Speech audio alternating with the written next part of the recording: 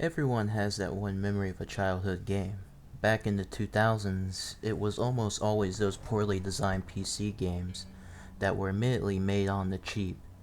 They were either edutainment or games solely created as a means for a quick pickup from a grandmother to be given to a child for a special occasion. One thing is usually common with these games though. They are all obscure. Nobody has PC discs anymore. It's all digital nowadays, so those old games usually get left to rot in some abandoned warehouse. There's so much that is unseen, one of these games were bound to be sold on store shelves without second thought. I remember that day well, my 4th birthday. It started as a big celebration I could never forget. My whole family was with me on this special day, including my younger sister, Juliana. She was 1 year younger and probably didn't even know it was my birthday, but we had fun anyway. After we sang happy birthday and ate cake, I got to open my presents, but to my disappointment, it seemed I didn't get any video games. Those were my favorite. Luckily, my father presented to me one last gift. It was square-shaped. I knew that it must be a new video game, and to my delight it was. MARLAND. Despite me not knowing how to read very well, I was able to say the name of this game perfectly. The box art had a very simplistic look to it, a white background with a city behind, a few trees, and a little girl at the front who I assumed was the main character. She had red hair with a big bow on her head, and sported a gleeful smile. While a bit down that it wasn't a game based on a favorite cartoon of mine, I was still very happy to be given a video game at all. I thanked everyone for the wonderful birthday and went downstairs to my computer to play my new game. I was able to boot it up quickly. My little sister watched me as I excitedly got out the keyboard. A cheerful sound cue played as the girl on the front of the box entered the screen and started to speak in a text-to-speech voice. "Hello there. You may call me Wind. We're going to have so much fun in Marland today. Before we go, I'd like to get to know you a little better. What's your name? When's your birthday? What kind of pet do you own? Click anywhere on the boxes below to enter your answers. Then we'll get right into the fun." This part was useless to me, as I didn't know how to write either, so I wrote a bunch of nonsense in all the entries. "Nice to meet you." Glenn. I know a couple of friends whose birthday is also on May 29th, 1856. A is so cute, one of my favorite animals. With that, I was immediately put into the selection screen. Just an orange background with 6 multicolored squares that were the mini games. One of them was locked. Wind popped up again and gave me insight. "Welcome to the play place. This is where our fun begins. Click any of the squares to enter a game. Oh, and you may also click on me if you need help." With that, she stood on the screen just staring at me. I was just ready to play the game, so I clicked on the first square at the top. Ball. Mercifully, I don't have to explain how any of the games work in my own words. Wind does just that. "In this game, you control Mr. Ball. He has to defend his carrot garden from those pesky cats. Use your arrow keys on the keyboard to aim at the cats and shoot water all over their coat to get them wet and have them flee away. If all your carrots are eaten, then it's game over. Shoot all the cats to win." To say the least, this game was easy. You just play as a green ball shooting water at cats, and that's literally this entire game. You can't move at all, just stand in the same spot, waiting for a cat to show up and shoot water at it. Most of the time, you are waiting for a cat to come, but they rarely appear. All it takes is to shoot water at 3 cats and you win the game. Wind comes out to congratulate you afterwards. "You did it! You earned a gold star! Hooray!" Despite the game being insultingly simple, as a 4-year-old, I didn't mind at all, and thought that meant I was good at video games. Juliana cheered me on too, so it felt like a big victory just for me. I was taken back to the game selection and picked the next game. Doggy in a bush. It's time for a new game. I'm sure you'll love. You play as a doggy named Sam, who must collect biscuits while hiding from the snake by going behind the bushes. Make sure to collect all your treats. Use the arrow keys on your keyboard to move Sam around and jump while avoiding the evil snake. A 2D platformer was a lot more of what I was used to. This game, just like Ball, was incredibly short, only lasting a single screen with 3 bushes to hide behind. A few dog biscuits were scattered around the screen.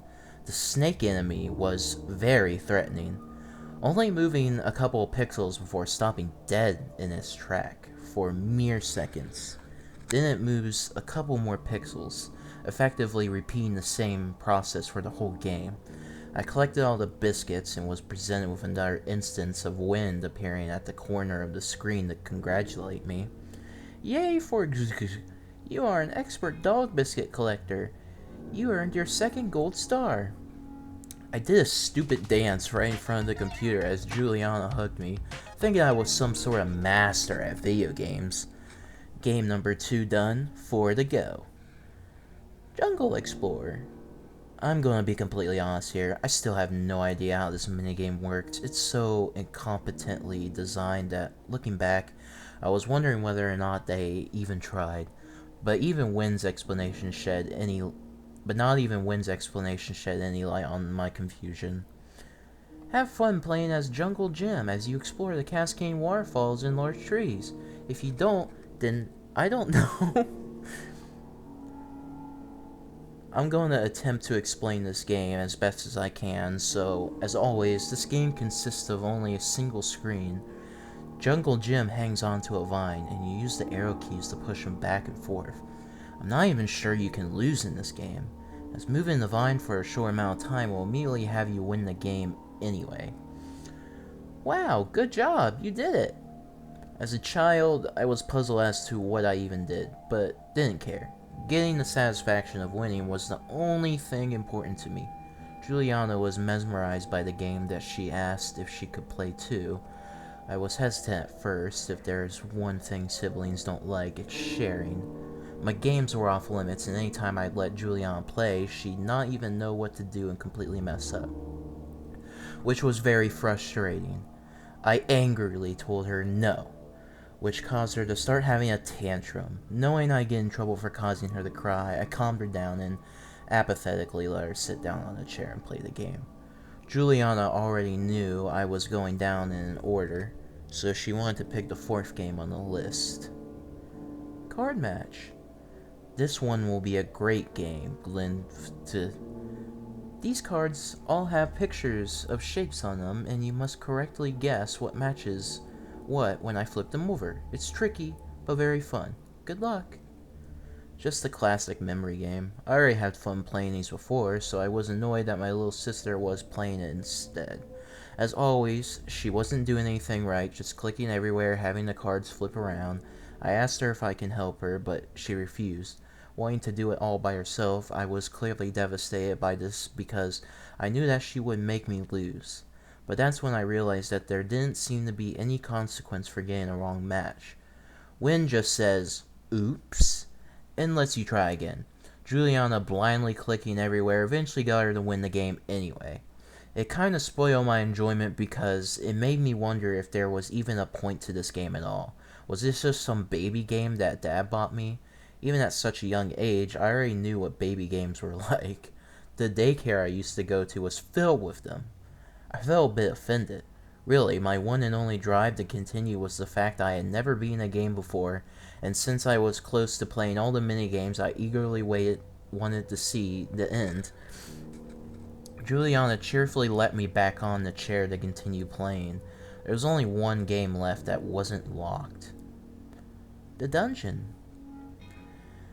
Ooh, look at this creepy dungeon. You play as Sir Amsalot as you try and find a way out of this spooky basement. Use the arrow keys on your keyboard to move the brave knight to his destination.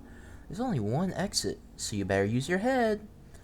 This one is the most complex of the games. It's still very easy, but this is the only minigame where this is actually more where there is actually more than one screen. What you do is move the knight Sir Amsalot around this very eerie torture dungeon. I'm not even kidding. There's a guillotine, chains, stocks, swords, impalement wheels. Any kind of medieval torture you can think of is there. The remains of skeletons are all that's left in this dungeon. This was oddly out of place, and even disturbing for a kid's game, and it terrified me.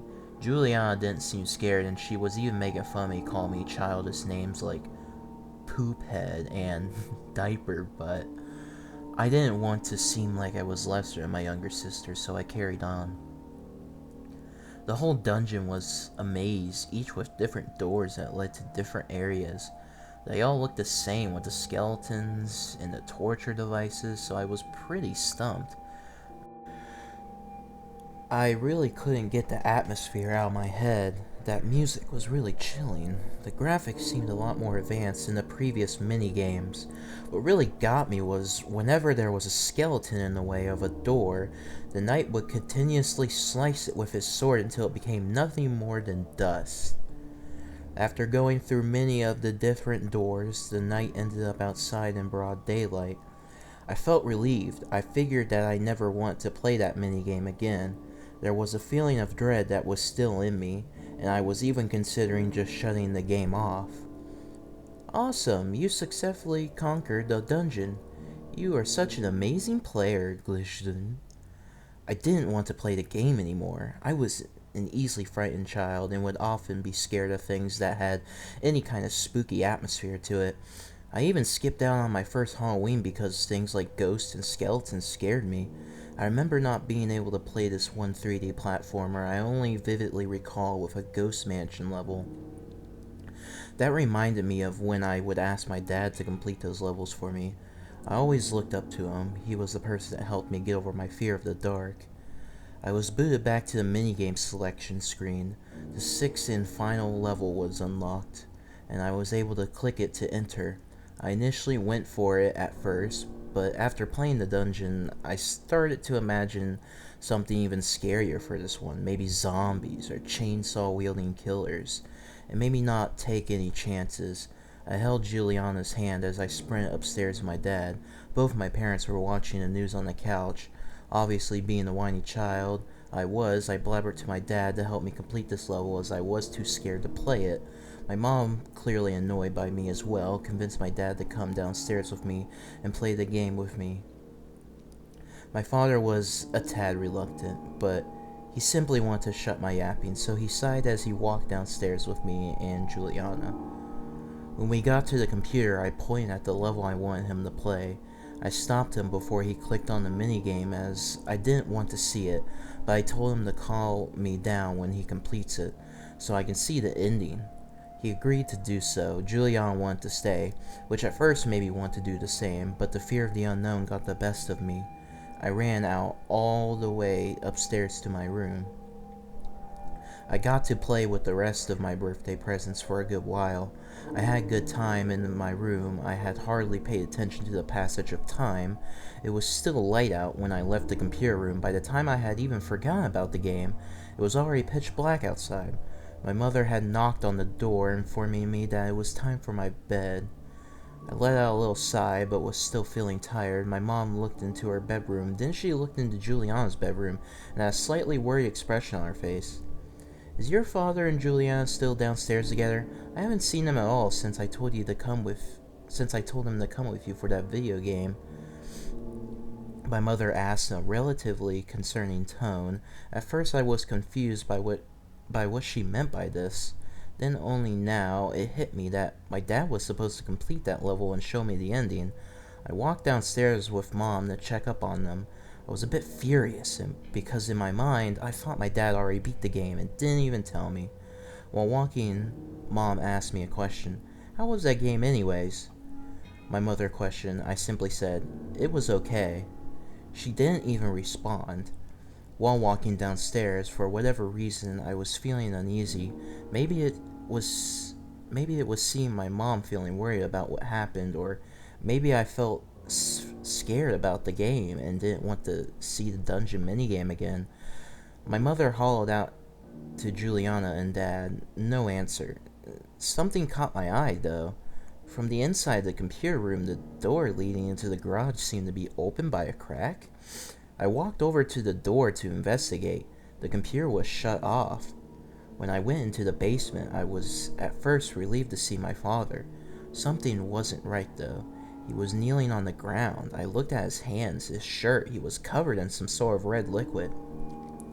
While speaking something under his breath, I didn't know what he was saying. I tapped his shoulder. No response. It seemed as though he was hiding something right in front of him. Daddy, what's all that red paint? I asked. He got up as he said one word, a word that has gone on to take all the happiness I had left. Sorry. I had figured out what he was hiding. It was my sister and a hacksaw. The red liquid I couldn't identify turned out to be blood. Juliana was cut in half from the stomach. Her intestine and guts had been spilled out. She was killed. My dad was sobbing uncontrollably. As soon as I found out, I let out a blood-curdling scream. My mother heard and rushed all the way to the garage. She screamed even louder. We were all crying. My mother told me to run out to the backyard. Seeing what happened to my little sister with almost zero hesitation, I sprinted to the back door and shut it. While outside, I could only hear the heart-wrenching sobbing from my mother and my father screaming, "I'm not a bad person. Please, I'm not a bad person." Over and over. It didn't take long before I saw red and blue lights coming from my front yard. Days had passed since the incident. I had no idea what happened to my father since then. It was the first time I ever appeared on TV. I wasn't happy with the exposure. I lost my sister and my dad, and the whole country gets to know my misfortune. I only felt a great deal of shame from everything. I remember the nice reporter lady asked what I saw when I went into the garage on that day. I didn't even want to speak. I didn't want to think about what happened that day ever again. I got rid of all my birthday presents, including Marland. Knowing what had happened, it was only going to be a further reminder of this trauma. I locked them all up in a chest, and my mother put them in an attic. I didn't even care if I had fun with my new toys. I want them all gone for good. A day later, my mother informed me that my dad was checked into a hospital. I had the option to visit him. As much as it pained me to see him again, knowing he was the one responsible for my sister's death as a young child, hatred for a person you're supposed to love didn't seem like a real idea. I grudgingly agreed to come with. It was a long car drive to get there. My mother probably had to go across town to get there. When we arrived, I was astonished at how tall the buildings was. Going into the building was strange. There was a few security guards that had to scan us before we visited any of the rooms. We then needed to go up an elevator that felt like it took forever. My dad's room seemed to be one of the higher floors. While walking through the hallway, I couldn't help but hear a lot of noises coming from the different rooms. It was all very creepy. I assumed this was just a regular hospital, but it had to be much more than that. When Mom opened the door, I was greeted to my dad wearing a strange-looking gown as he was sitting on a bed. The room he was in looked very peaceful, like a normal bedroom. It even had a television. There were no sign of windows, though. "Hey, how's everyone doing?" my father asked in an unusually friendly tone. Me and my mom were both apprehensive about seeing Dad again. My father looked visibly sad when we didn't reply, so I asked why did he kill Juliana. "I made a mistake," he replied. "A very big one," Mom said in an angry tone. I was left listening to my mom angrily cry and shout at my dad. It always made me uncomfortable seeing my parents fight, but for something as disturbing as what happened to me days earlier, it only made me feel insecure. I still remember that emotionless face from my father that turned into complete sorrow. I noticed, however, that my dad seemed to act completely fine now. He murdered my sister, yet wasn't showing any signs that he was mentally insane. He acted the same way he always acted. It made me wonder why he made a decision like this. Our visit to Dad had been short-lived, as my mother angrily informed me that we will never visit our husband again. With that, we walked out of the hospital and went back home. Weeks had passed. We tried to forget everything that happened. It seemed my mom just wanted to pretend none of this had even happened. She had ripped out both Dad and Juliana from our family portrait, leaving just me and her. I still remember what happened. It never escaped my mind. I never had a normal dream since that day before my birthday. I had reoccurring nightmares about seeing my dad with that hacksaw, seeing Juliana cut in half and laying there lifeless. Sometimes I dreamt that my dad killed me in far more brutal ways. The worst dream I had was my father slicing off all my limbs and let me bleed out before cutting off my head. The trauma left me paranoid. I couldn't rarely ever go outside, and I never stepped foot into the garage. When the mail truck arrived, I noticed my mother read a letter that left her ecstatic. I haven't seen her happy in such a long time.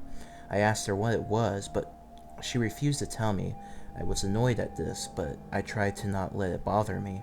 When it came to evening, my mother was gleefully watching the news. I was bummed to hear another story about a murder case. My mom seemed very joyful. However, upon hearing closely, it wasn't about Juliana at all. It was a story describing my dad's death. When being taken to the meal area, my father bolted away from the security guards and jumped out the window, just feet away from his room. He killed himself. The aftermath. My name is Timothy Budd. It has been 16 years since the murder of my little sister Juliana. It has always been a mystery as to why my father would do such a grisly activity. The only light I could shed on this question is an interrogation video of my dad. All he said to the interviewer was that something in his head was telling him to do it, but he couldn't remember anything past that because during the experience, he felt dizzy. Many suspected that he had schizophrenia. Though he was tested for a number of mental illnesses, the doctors couldn't diagnose any. I have no plans of moving out. My last surviving grandparent recently succumbed to lung cancer. She helped us around the house, as it was just me and my mother now that it's just the two of us left. I had to keep the candle from dying out the best I could. Working more hours at a dead-end fast food place with questionable health standards was the least of my worries. I remember cleaning the house with my mother and a burning question was racing through my mind. "Hey Mom," I start off in a slow tone of voice. "Remember that one game I got on my 4th birthday given to me by that guy? Where did he get it?" My mom did a breather through her nose. "I don't know. He just found it at Goodwill. It was like 50 cents. That jackass had always been a cheapskate, so of course he'd buy the most inexpensive game there." The game's still stuck in my mind. I forever remembered it as the last normal thing that scared me. It's crazy how I still knew the title, MARLAND. I never understood the title of the game when I was a kid, and I still don't get it. This game was clearly forgotten about. Nothing about it exists online. Not a single person had any recollection of playing the game. Anytime I've ever mentioned it to anyone, they just dismiss me of something I made up because I was generally messed up person. I know deep down inside that this game existed, but there's a problem. Why would I want to play something that's just going to remind me of the distressing moment in my life? I wanted to at least know what I was getting into before I jumped to any conclusions. That was when I found the website. To search for marland.com. That was it. I said confidently to myself. I had to go through so many pages to get some sort of lead. After all these years, this better be worth it. I was surprised to see a copyright date that suggests this website was made this year.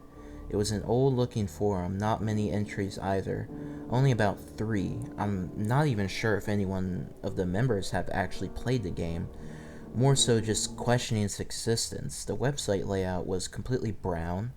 I was considering to post about actually owning the game, then I got worried that I'd have people bugging me to ROM dump it or something. Knowing that this game may be extremely rare, I'd rather not lessen its value as the money could help support my mother. I was thinking instead I'd lie and help start a rally to find this game. That way the word could spread faster. I remember looking for this stupid game for as long as I can remember. I'm part of a special organization that tracks down missing video games. Marland is on the top of our list. We have a bounty, $5,000 to be exact. We've been trying everything we can. help for goodness sake. Yeah, I know this is immoral, but hey, it's kind of funny to mess with people looking for a game. That's just some shovelware trash at the end of the day. If these bozos make the game valuable, I'm sure it'd be worth my while. It's been a couple of hours since I posted that message. I knew that I probably wouldn't even get a reply back, but I checked again.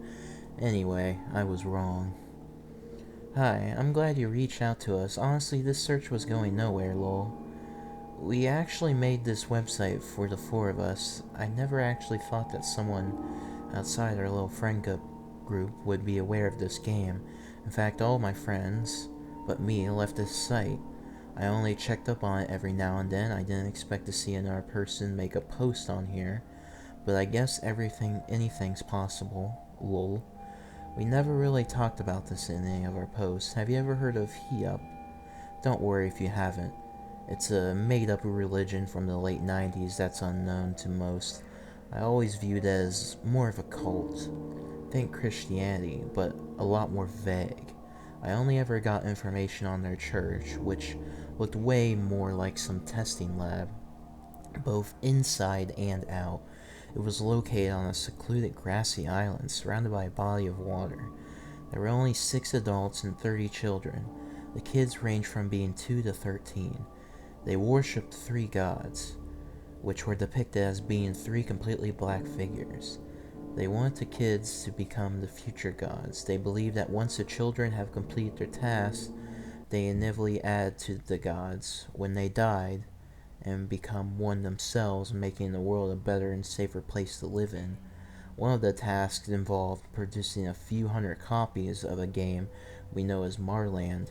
It was used only in the church, with a promise that this game was connected to the gods. The game was only a collection of 6 minigames that were all lazily made. The higher-ups forced a single developer to create the game in just 1 week. He even resorted to using assets from some cancelled medieval horror game and overly simplified it to death. It was impossible to lose at any of the games. This was a futile attempt to make the kids feel prideful of themselves. Interestingly, an anonymous from the church shipped at least half of the games to different warehouses. We're very certain that the copies the church used to have are all kept away, but the warehouse copies still exist somewhere. We are happy you're interested in our search. Mind I ask, how exactly did you and your organization find out about the game? Well, this is news to me.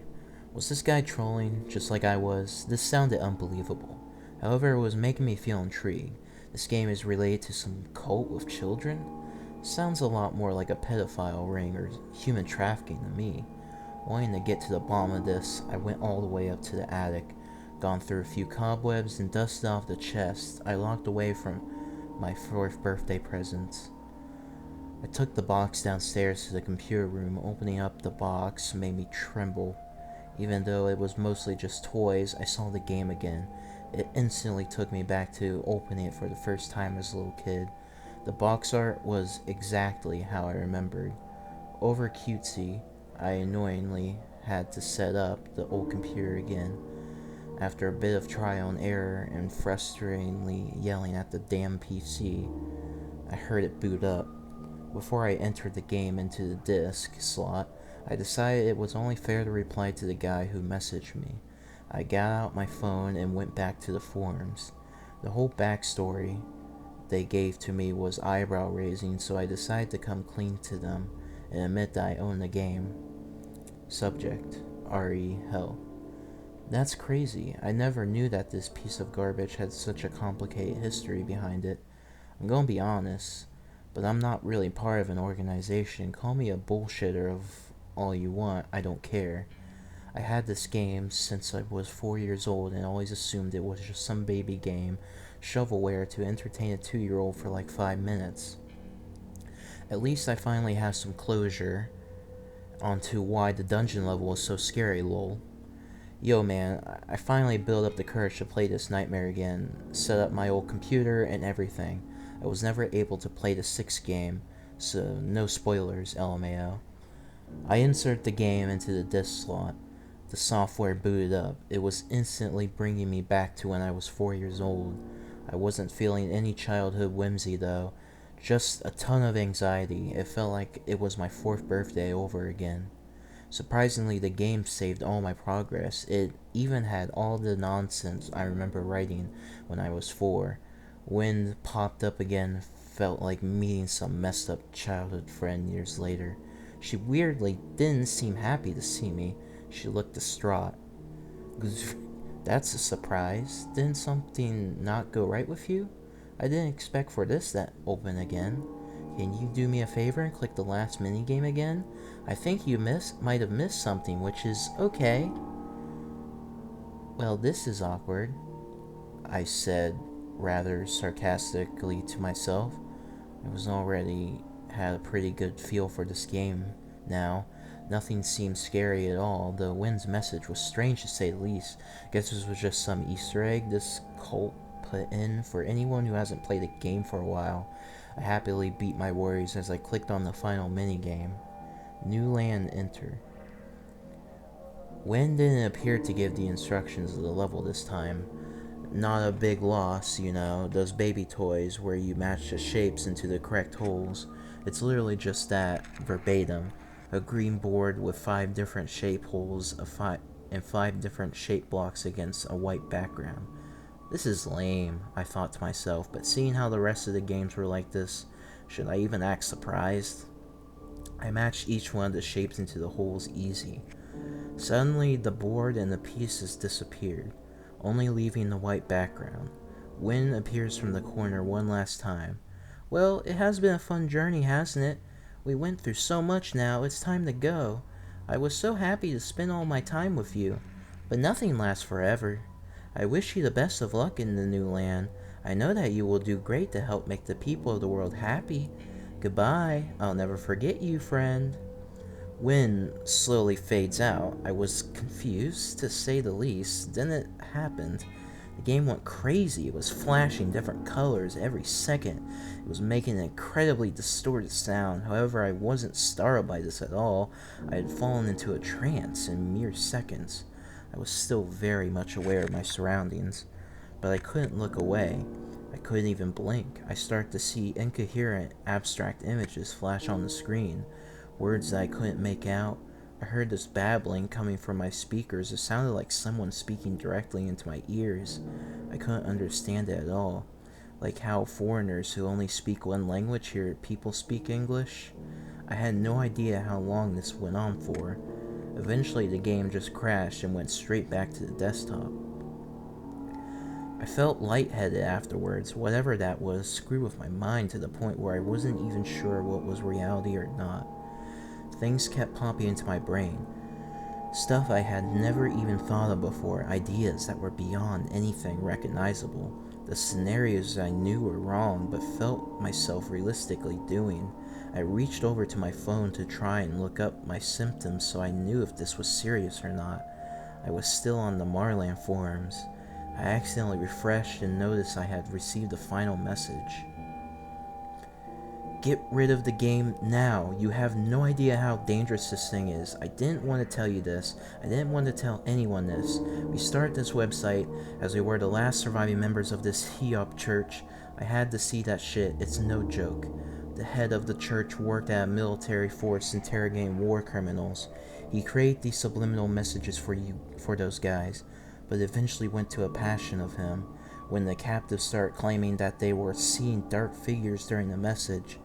This made him study deeply into his delusion, realizing that this must be a key to unlocking an afterlife. This spread into a cult around Southfield, Michigan. He needed children as he believed the youngest were the ones to inspire the next generation, as they do the same. The parents who had blindly been following the cult signed their children up, and that's how we got to their church. They had us stay there like a camp. They made us write down essays explaining why we would accept this religion, and put us into dedicated rooms watching propaganda for hours. When the church higher-ups announced it was time for us to go home, they all put us in a computer lab and made us play the game. They knew one thing: children love video games. Regardless of what age we were, they want us to get to the end. A few kids were beating the game and starting to act strangely. Eventually, more of the kids completed the game and soon after started acting violent. It started with scratching and punching. It got worse over time. This religion was pro-suicide and pro-murder. It wasn't pretty. A variety of knives were handed out from another room, and out of nowhere, a voice from a speaker on the wall told all of us to start cutting open each other and appease our gods. Me and a few other kids who hadn't finished the game yet realized what was going on, and we ran out the door. We had to swim all the way back to town. From what I heard during the letters sent to our parents, the children who survived the slaughtering acted normal, as if nothing had happened to them, but eventually killed themselves a month or so later. Us, as the only survivors, finally reunited and create this website. One of the higher-ups apparently sent out the game to different warehouses in secret so more can experience this cult and gain this horrible message. We are trying to get rid of these discs as fast as possible before people are killed. We need you to destroy it. This is urgent. I was trying to comprehend this. I knew that this wasn't a joke anymore. I could barely control myself, twitching and jolting around. It felt unreal. I walked upstairs. My mother was dusting the tables when she saw me. "Timothy, is everything okay?" she asked. I didn't reply. I began to lay on the floor as I spoke softly to myself, eventually having an episode as I frantically jittered and laid on the floor. My mother screamed and tried to get me back up. I was fully aware of what was going on, but couldn't do anything about it. My mother began to sob as she had no idea what was happening to me. She rushed towards her purse to get her cell phone. That's when I got up slowly. I inched my way to the cupboards. I opened it and got out a knife. Slowly, I walked toward my mother. She was too much in a panic to notice me. Tears began forming around my eyes. I only had a single word left on my mind: martyr.